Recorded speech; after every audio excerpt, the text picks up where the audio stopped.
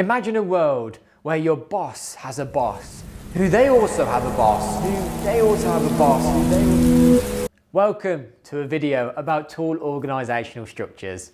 In this video, we are going to take a look at what tall organisational structures are, as well as the advantages and disadvantages of businesses adopting these tall organisational structures. Let's break down first of all what we mean by an organisational structure. It's basically like the blueprint of a company's hierarchy.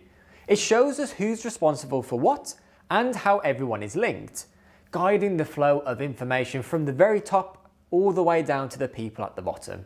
So what are tall organisational structures?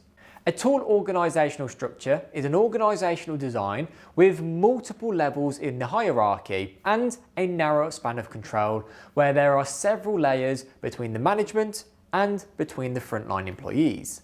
Now, tall structures have their perks for certain types of businesses, but they're not a one-size-fits-all solution.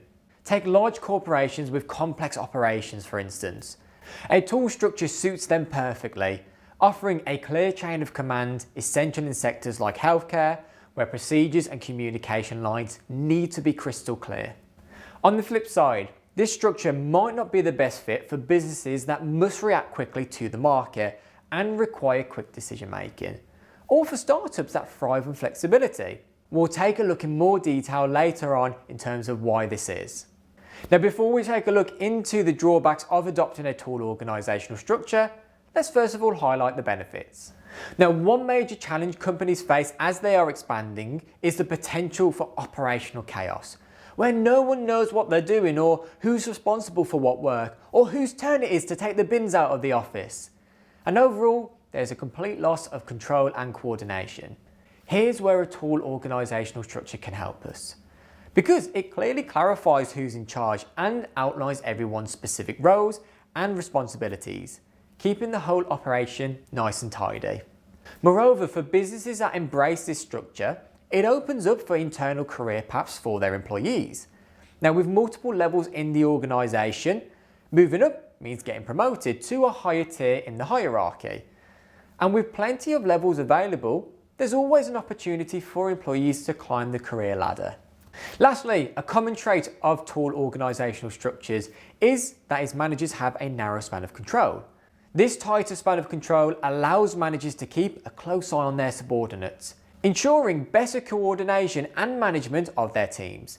If you're curious about how a narrow span of control compares to a wider span of control, shameless plug, be sure to check out our video on this topic, where we break down the differences as well as evaluating each approach.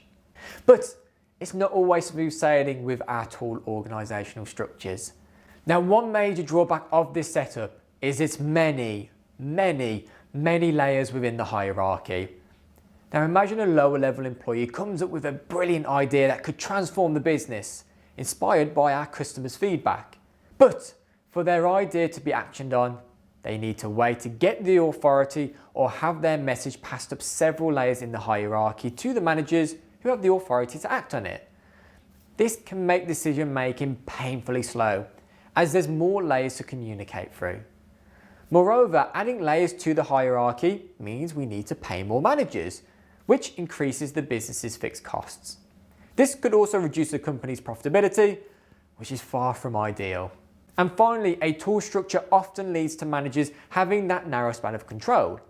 This might result in micromanagement of their subordinates, and then employees feel like they have little to say in their work, as they're constantly being told what to do.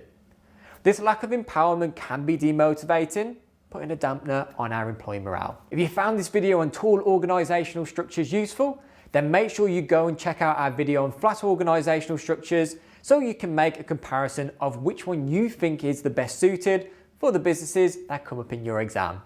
Thank you so much for watching, and I'll see you in the next one.